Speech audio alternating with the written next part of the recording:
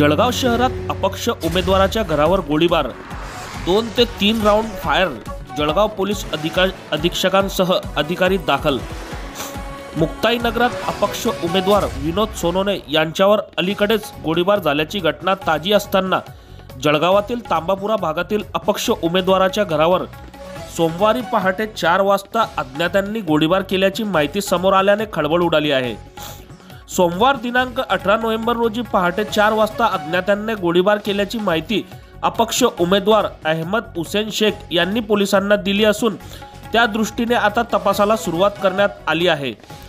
अहमद हुसेन शेख वय वर्ष 50, राहणार शेरा चौक, तांबापुरा परिसर, जळगाव हे जळगाव विधानसभा निवडणुकीमध्ये अपक्ष उमेदवार आहेत। शेरा चौकात ते राहतात व शिक्षक म्हणून शिक्षक सेवा करीत असतात। सोमवार दिनांक 18 नोव्हेंबर रोजी पहाटे 4 वाजता शेरा चौकातील नागरिक साखर झोपेत असताना दुचाकीवरून आलेल्या संशयितांनी घरावर 2 गोळ्या झाडल्याचा उमेदवाराचा दावा आहे। या घटनेत घराच्या खिडकीच्या काचा फुटला आहे। जळगाव पोलीस अधीक्षक डॉक्टर महेश्वर रेड्डी, अपर पोलीस अधीक्षक Ashok Nakhate, DySP Sandeep Gavit, MIDC police station निरीक्षक दत्तात्रय निकम यांच्यासह अधिकारी घटनास्थळी दाखल झाले। कर्मचाऱ्यांनी आजूबाजूचे CCTV फुटेज गोळा केले असता त्यात घटना कैद झाल्याचे दिसून आले आहे। दरम्यान हल्लेखोरांची माहिती काढून त्यांचा शोध घेणे सुरू झाले आहे। अहमद शेख यांनी सांगितले की पहाटे गाढ झोपेत असताना अचानक काहीतरी फुटल्याचा आवाज आला। थोड्या वेळाने पाहिले तर खिडकीचा काच तुटलेला दिसला आणि एक गोळी दिसली। आणखी एक गोळी पोलीस शोधण्याचे काम करीत आहे। घटनेमागे नेमके काय कारण असू शकते हे निश्चित सांगता येत नाही, मात्र मी आज शेवटच्या दिवशी प्रचार सुरूच ठेवणार आहे असे MH19 न्यूजशी बोलताना अपक्ष उमेदवार अहमद शेख यांनी सांगितले। बघत रहा MH19 न्यूज। मुख्य संपादक श्रीकांत वानखेडे सोबत ब्युरो चीफ जोहेब सय्यद, जळगाव जिल्हा, महाराष्ट्र। जलगांव शहर कॉन्स्टिट्यूंसी का इंडिपेंडेंट कैंडिडेट है शेख अहमद हुसैन गुलाम हुसैन। इनका रिपोर्ट ऐसा हुआ कि मतलब सुबह अंदाज 4 बजे कोई अनजान आदमी ने इसका घर के ऊपर फायर किया है, ऐसा रिपोर्ट हुई थी। और उसका घर का खास विंडो का खास टूटी थी। फिर इसके वजह से उनको पता चला ऐसे उसके घर के ऊपर फायर हुए। पुलिस को रिपोर्ट करने के बाद पुलिस यहाँ पे आई, CCTV फुटेज और बाकी हमें तपास चल रहा है। प्राइमा फेसी कितने राउंड फायर हुए, कुछ idea? Prima facie 3 round fire किया है ऐसा पता चला और बाकी इन्वेस्टिगेशन चल रहा है। बहुत थकान की वजह से गहरी नींद में थे हम सब शॉट, और जिस वक्त ये फायर हुई तो ऐसा लगा कि भी जैसे कुछ फूटा है, लेकिन थोड़ी देर के बाद जब उठकर देखा तो खिड़की के जो है कांच फूटे हुए मिले और अंदर एक बुलेट मिली है। 2 जगह खिड़की में छेद है, 2 बुलेट होना चाहिए। दूसरी बुलेट जो है वो ढूंढ रहे बाकी के लोग डिपार्टमेंट के। क्या लगता है क्या वजह रही होंगी हमले के पीछे? मेरी साइड से तो कुछ नहीं है, मगर कोई और मेरे बारे में क्या सोच रहा वो मैं नहीं जानता। हम इलेक्शन को इलेक्शन के हिसाब से ही लड़ते। कोई अगर आज अपने अपोजिशन में है तो वो सिर्फ इलेक्शन की हद तक है। पर्सनली कोई किसी का अपोजिशन परमानेंटली होता ही नहीं है।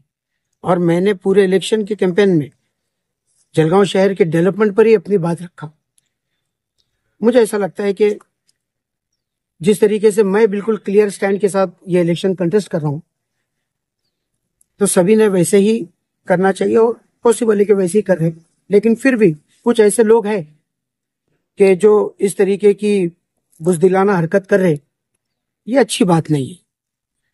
क्या करेंगे आप? अभी इलेक्शन के प्रचार का आखिरी दिन है, तो क्या प्रचार रोक देंगे या माघारी के लिए आपके कुछ लोग प्रयास कर रहे हैं उसमें आप पीछे हट जाएंगे? नहीं, पीछे हटने का तो सवाल ही नहीं। अगर पीछे हटने का सवाल होता था तो 3 तारीख को या 4 तारीख को जो अपना फॉर्म वापस लेने का आखिरी दिन था, उसी वक्त अपन फॉर्म वापस ले लेते थे। इलेक्शन डट कर लड़ेंगे। आज का आखिरी दिन है। ये जो फायरिंग हुई, ये फायरिंग अपने हौसलों को नहीं रोक सकती, उसको कमजोर नहीं कर सकती। आज फिर पूरी ताकत के साथ, पूरे जोश और खरोश के साथ ये जो आखिरी दिन है, लोगों से मुलाकातें होंगी और अपनी बात रखी जाएंगी। नहीं, सबसे पहले तो मैं ये कहूँगा कि अहमद सर पर जो एक बुज़दिलाना हमला हुआ है। सबसे पहले मैं एक धर्मगुरु, एक राजनेता होने के नाते मैं इसका निषेध करता हूं। और ये बड़े अफसोस की बात है कि जलगांव जिले में ये अपक्ष उम्मीदवार पर, आजाद उम्मीदवार पर ये दूसरा हमला है। हालांकि अहमद सर और मैं दोनों हम अपोजिशन पार्टियों के, लेकिन जैसी मुझे नमाज पढ़ने के बाद पता चला कि अहमद सर के घर पर ऐसा ऐसा हमला हुआ, हम फौरन यहां पर चले आए और 1 घंटे से यहीं पर हम खड़े हुए।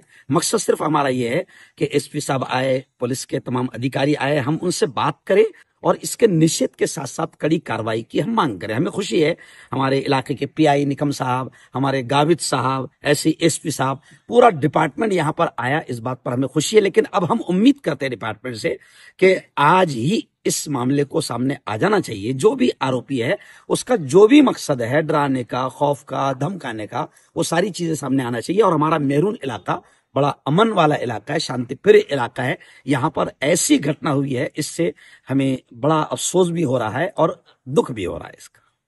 सबसे पहले तो अहमद सर पे जो ये भीड़ हल्ला हुआ, उसका मैं और हमारा पूरा समाज और पूरा ये इसका निषेध करता है कि इस टाइप से भीड़ हल्ला किसी ने करना नहीं चाहिए था।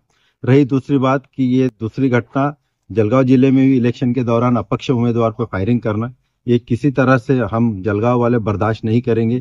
ये इसलिए किया गया है कि सर किसी तरह से डर जाए और डर के आगे वो झुक जाए। लेकिन सर और सर के कोई भी, वो इलेक्शन है, लोकशाही है, उसमें सभी को हक है अपना, और वो अपना हक लड़ रहे हैं। इसके लिए ये डर और खौफ पैदा करने की कोशिश की थी। अभी हमने माननीय रेड्डी साहब से वही डिमांड की कि सर जल्द से जल्द, आज ही के आज ये आरोपी पकड़ना चाहिए ताकि ये डर और खौफ समाज से निकल जाए और इस पर कड़ी कार्रवाई होनी चाहिए।